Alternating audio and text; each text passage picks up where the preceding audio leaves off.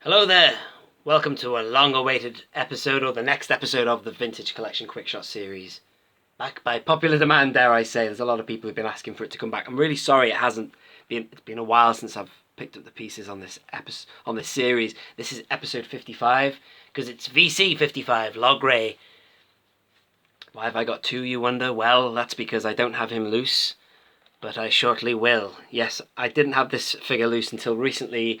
Well, I'm going to open this now for you. So usually I have it one loose and show you the card, and then that's it. Boom, out of here. But no, this time I'm going to show you the card and then I'm going to open that one.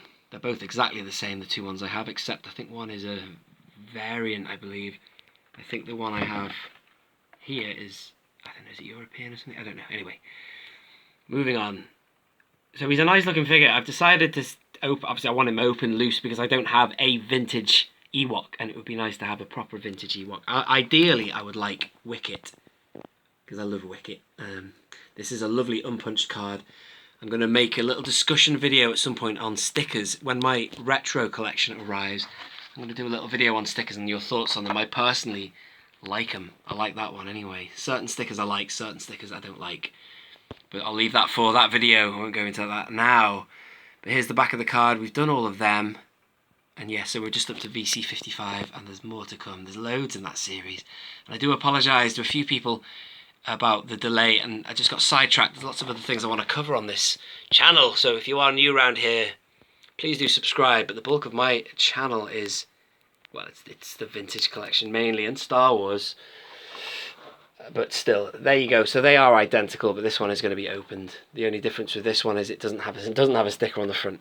And if you are Jeff's museum, he would want to keep both of them because he likes to have every possible variant, even though these are the same. The difference is that has a sticker and that doesn't. But I'm not going to do that because I need him loose and I'm not fussed. I've got one of him and that's all I need.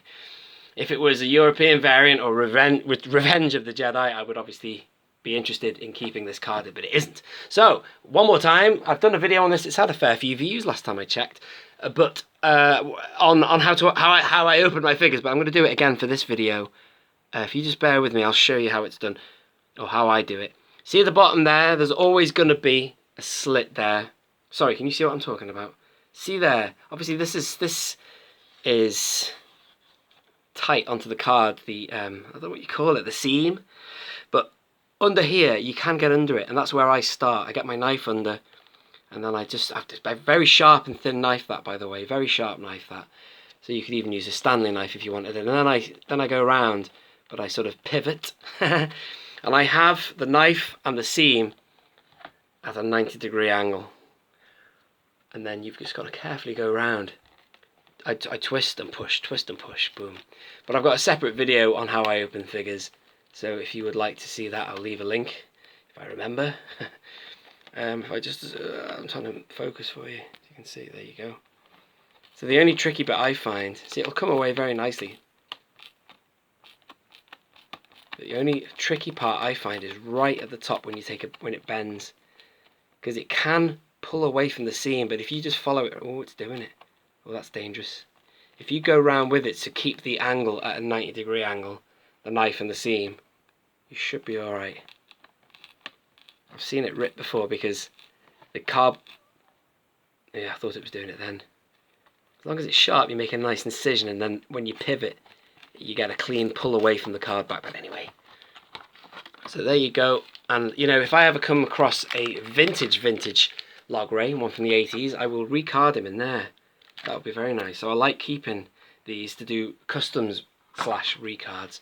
So there he is. So what I'll do is I'll take him out and set him up for you, and then I'll do a proper review. Let's cut and I'll bring you back in a minute. Boom. Okay, excuse me, we're back, and he's really good, and there he is spinning, and I'm going to show you the articulation. I don't usually, oh, he's gone. I don't usually do that in this series. I usually just show you in a pose and then move on. But this is going to be like a kind of a full review because I'm quite interested in this figure. I've only just got it open for the first time ever, and his articulation is really good, really good. And I've never had an Ewok that's articulated like this.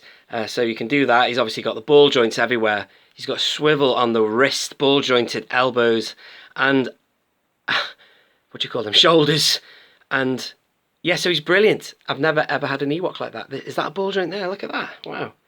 Awesome. So that's fantastic. So I am glad I've opened him because, as I say, it's a novel to have a Ewok that is, you know, articulated. But check that out. That's a problem for me. The whole peg holes for his feet are rubbish. They're not very deep. So that's not very good. Sometimes you get that with figures. It's like the plastic has oozed inside the hole and blocked it a little bit. I don't know. Can you see that? So he doesn't stand very well. Not on that peg. But still, that doesn't matter too much. You can rectify that if you're displaying him. You could, you know, put a bit of blue tack down. So yeah, in terms of this actual Ewok as well, I'm glad, as I said, I'm glad I've opened him because he is, aside Wicket, he's the most iconic Ewok in the whole thing. He's the guy who has Luke's lightsaber in his hand. He's the medicine man, I believe. Although the other guy looks like a medicine man with all the bones around him, Tebow. But this guy is a medicine man. They're all kind of shaman anyway, aren't they? Whatever you call them. Mystical kind of woodland creatures. But yeah, I love that helmet, the skull there on his head.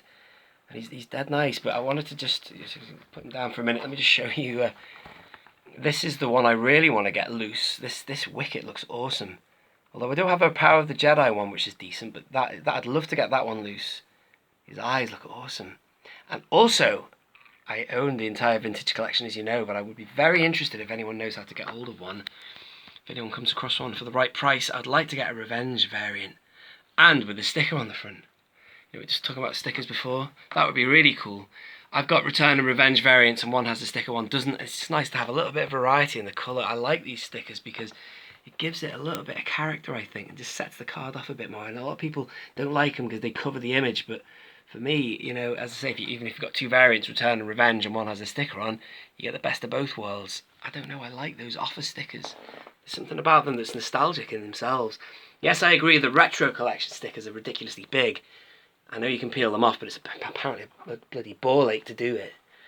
But that's just me, I guess. But I don't want to spin him on here because he's going to fall over, but I'm going to try and put him back on again without the stand. As I say, this is not going to be a quick shot video. This one's going to be a long shot video because, as I say, it's the first time opening this ever.